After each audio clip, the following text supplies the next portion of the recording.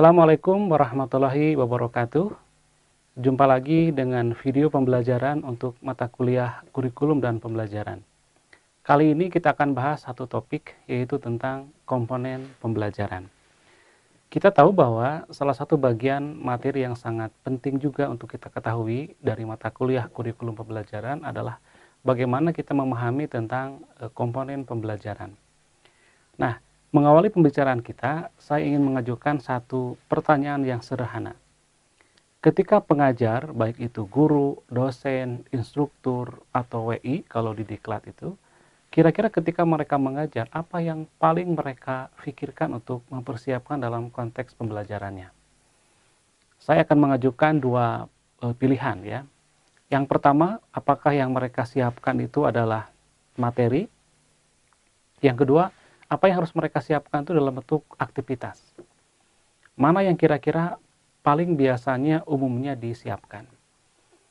Nah, dari berbagai macam survei yang dilakukan, memang umumnya orang sangat fokus untuk mempersiapkan materi atau topik untuk pembelajarannya. Dibandingkan dengan mereka memilih aktivitas apa yang harus mereka lakukan, yang harus dilakukan oleh baik itu siswa maupun guru sebagai fasilitatornya gitu. Nah, disinilah kita perlu membahas bahwa pembelajaran itu adalah sebagai sebuah sistem. Artinya, seorang guru, pengajar, ataupun penyelenggara pendidikan, ketika kita melakukan proses pembelajaran, maka sesungguhnya kita harus memperhatikan sistem dalam pembelajaran itu sendiri, seperti yang terlihat dalam caption berikut ini. Nah, dalam caption ini kita bisa melihat, ini adalah merupakan sebuah sistem pembelajaran. Secara teoretik, itu terlibat ada kurang lebih 5 komponen yang terkait yang juga sangat penting. Nah, dari gambar ini kita bisa membaca ada 2 makna yang penting. Ya. Yang pertama adalah kita melihat di situ ada yang disebut dengan skop sistem pembelajaran. Yang kedua adalah kita bisa membaca dari gambar ini ada yang disebut dengan sequence dalam sistem pembelajaran. Baik, kita akan coba bahas satu persatu ya. Yang pertama adalah dari gambar ini kita bisa membaca bahwa pembelajaran itu merupakan sebuah sistem. Kita mungkin pernah belajar apa itu sebenarnya sistem itu. Kalau kita merujuk pada beberapa teori, sistem itu adalah sebuah totalitas, sebuah keterpaduan yang di dalamnya terkait dengan adanya sejumlah komponen, di mana komponen itu saling terintegrasi, saling terkoneksi, saling terhubung, saling keterkaitan, saling berinteraksi, juga saling memiliki satu trobos yang disebut dengan interpenetrasi. Yang juga sangat penting adalah sistem di antara komponen itu mereka saling ketergantungan yang disebut dengan interdependensi. Oleh karena itu, kalau kita bicara sistem, apapun yang terkait dengan itu, apakah kalau kita bicara misalnya tubuh, ada sistem tubuh, sistem komputer, sistem dalam konteks mesin, dan seterusnya, itu harus terpadu satu sama lain di antara komponen-komponen tersebut, meskipun mereka memiliki fungsi yang berbeda, tapi pada dasarnya mereka memiliki satu tujuan yang sama. Nah, oleh karena itu, kalau kita bicara konteks yang pertama tadi, yang disebut dengan scope system, maka kalau kita menyelenggarakan pembelajaran, mau tak mau, kita harus melibatkan paling tidak ada 5 komponen yang penting. Yang pertama adalah tujuan. Yang kedua adalah materi. Yang ketiga adalah metode, yang keempat adalah media, yang kelima adalah evaluasi. Jadi artinya kalau kita bicara sistem pembelajaran, baik seorang guru ketika dia merencanakan sebuah pembelajaran, dia membuat lesson plan, dia membuat RPP, maka wajib melibatkan 5 komponen utama tersebut. Yang kedua adalah dalam gambar ini kita bisa melihat, kita bisa membaca ada yang disebut dengan sequence atau urutan langkah-langkah prosedur dalam kegiatan pembelajaran itu. Jadi ada 5 juga tahapan. Jadi kalau kita akan mengajar, kita akan menulis sebuah rencana pembelajaran, mungkin kita sering bertanya, bagaimana sih cara memulainya? Apa yang mesti didahulukan, berikutnya apa, setelah itu apa, kemudian selesai dalam konteks apa. Nah, sebetulnya gambar ini menunjukkan adanya urutan dalam mekanisme sistem pembelajaran. Dalam video ini kita akan coba singkat ya beberapa pembahasan mengenai 5 komponen tadi. Yang pertama adalah komponen tujuan. Apa sih tujuan itu ya? Nah, tujuan itu kan sebenarnya adalah perilaku yang ingin diharapkan tercapai pada diri siswa setelah pembelajaran selesai dilakukan. Nah, perilaku apa sih yang kita harapkan? Sebenarnya kita bisa merujuk pada teorinya taksonomi Bloom, Cradwell, dan kawan-kawan. Dia menyebut bahwa tujuan pembelajaran yang kita ingin capai adalah paling tidak ada 3 hal, 3 domain. Yang pertama adalah aspek pengetahuan, ya, kognitif.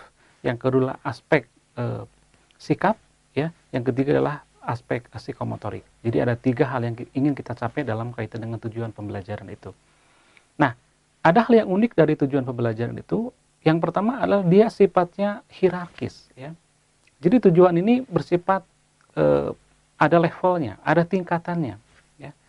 Tingkatan yang paling atas, yang paling umum, ini yang disebut dengan tujuan pendidikan nasional, ya. Tujuan ini sifatnya sangat umum, sangat ideal, ya. Memiliki nilai-nilai yang luhur, yang tinggi, ya. Bahkan itu sudah dirumuskan sejak mulai dalam pembukaan Undang-Undang Dasar 1945. Di situ disebut bahwa tujuan pendidikan adalah berupaya untuk bisa menciptakan atau mencerdaskan kehidupan bangsa, ya. Bahkan mungkin secara lebih detail itu bisa dibaca dalam Undang-Undang Sistem Pendidikan Nasional nomor 20 tahun 2003. Di situ termaktub apa sih tujuan dari pendidikan itu. Saya sebut diantaranya adalah tujuan pendidikan adalah bagaimana menciptakan manusia-manusia yang beriman, bertakwa kepada Tuhan Yang Maha Esa, berakhlakul karimah, kemudian cerdas, terampil, dan seterusnya. Nah, tentu saja tujuan itu masih umum, masih ideal, masih kita perlu jabarkan ke hal-hal yang lebih detail.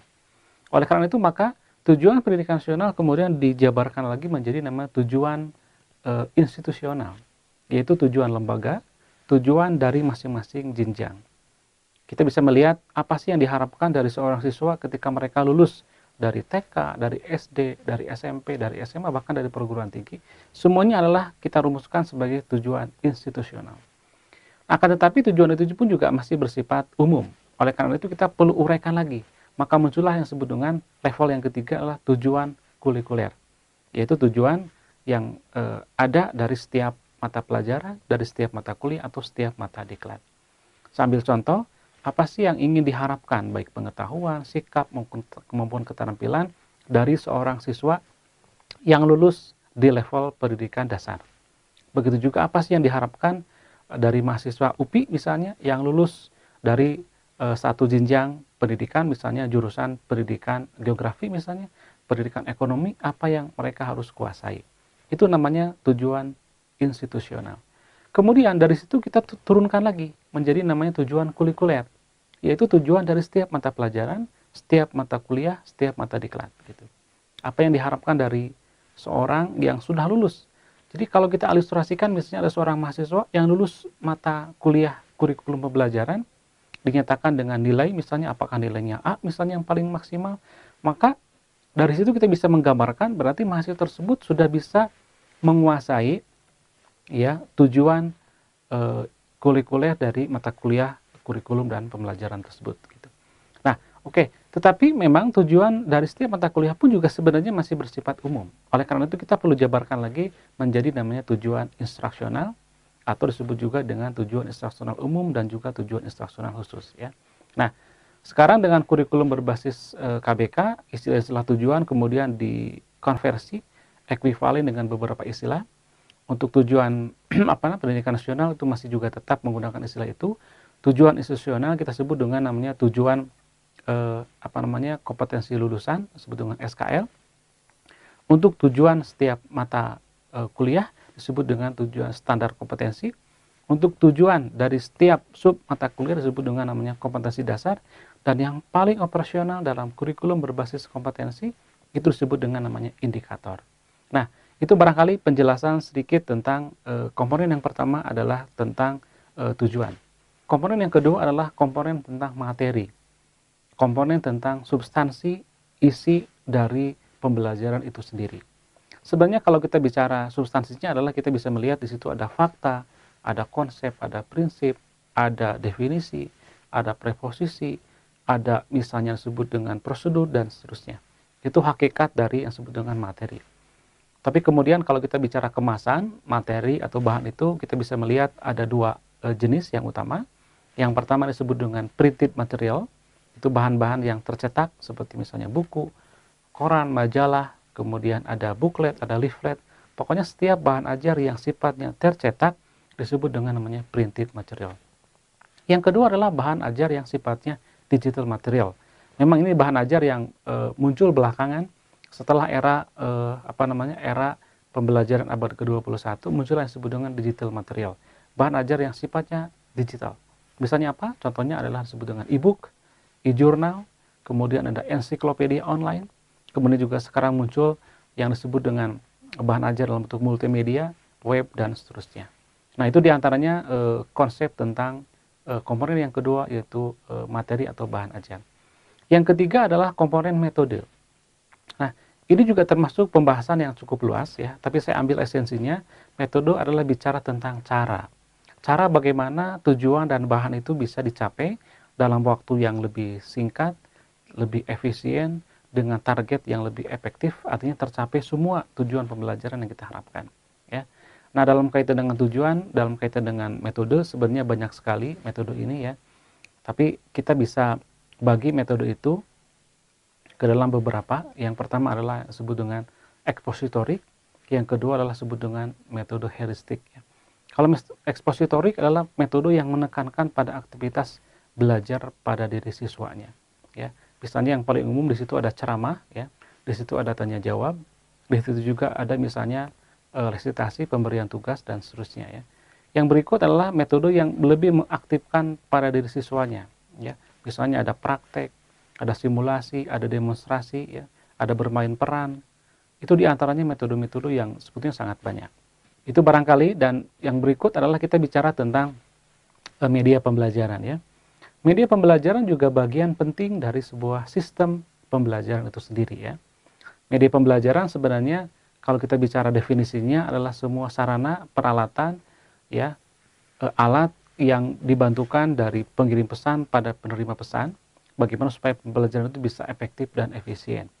Secara umum, media itu terbagi ke dalam beberapa jenis. Ya. Yang pertama ada media elektronik, yang kedua adalah media yang kategorinya adalah media cetak, ya, printed material. Kemudian ada juga disebut dengan media grafis, kemudian ada juga media sederhana atau simple media. Yang berikut adalah media yang disebut dengan realia atau media nyata. Yang terakhir adalah komponen pembelajaran terkait dengan evaluasi. Ya. Sebenarnya evaluasi lebih relevan untuk kegiatan pembelajaran disebut dengan namanya assessment atau penilaian. Ya. Nah, evaluasi ini merupakan tahap akhir dari sebuah proses pembelajaran. Itu berupaya untuk melihat apakah proses pembelajaran berlangsung, atau mungkin hasil pembelajaran pun juga bisa berhasil dengan baik. Dalam konteks ini ada dua jenis evaluasi yang umum digunakan. Yang pertama adalah disebut dengan evaluasi formatif, ya. Yang kedua adalah evaluasi sumatif. Apa beda di antara kedua hal tersebut? Ya. Nah, sebenarnya perbedaannya pertama itu terletak pada terkait dengan tujuannya. Ya. Tujuan dari formatif itu apa dan tujuan dari sumatif itu apa? Ya. Kalau tujuan formatif adalah tujuan evaluasi untuk melihat proses, untuk memperbaiki proses. Oleh karena itu, maka ketika misalnya dalam proses pembelajaran terjadi kekurangan-kekurangan, hasil dari evaluasi yang dilakukan, maka si pengajar itu bisa secara langsung memperbaiki pembelajarannya. Ya. Sedangkan kalau sumatif itu berkaitan dengan hasil akhir. Jadi tujuannya bagaimana mengukur tingkat keberhasilan siswa dalam belajarnya. Dan karena itu pengajar dan siswa pun juga sudah diberikan satu keputusan akhir. Apakah dia berhasil, lulus atau tidak. Ya. Oleh karena itu komponen yang kedua atau ciri yang kedua dari dua mekanisme evaluasi itu terkait dengan waktunya, terkait dengan timingnya. Ya. Kalau evaluasi formatif umumnya dilakukan dalam proses, bahkan dilakukan sejak awal yang disebut dengan pretest, ya, entering behaviors level. Lakukan di awal untuk mengetahui sejauh mana tingkat kemampuannya. Lakukan di tengah, ya, kita menyebut dengan istilah ada quiz, kita menyebut dengan ada istilahnya UTS gitu ya. Itu bagian dari yang disebut dengan formatif ya, dilakukan di awal ataupun di tengah. Sedangkan evaluasi sumatif itu umumnya dilakukan pada akhir sesi pembelajaran, bahkan pada akhir sesi sebuah proses sistem pendidikan ya. Kalau kita bicara ada UN di situ, kita bicara ada ujian sidang, ujian kompre kalau di perkuliahan, maka itulah bagian dari sebuah evaluasi sumatif.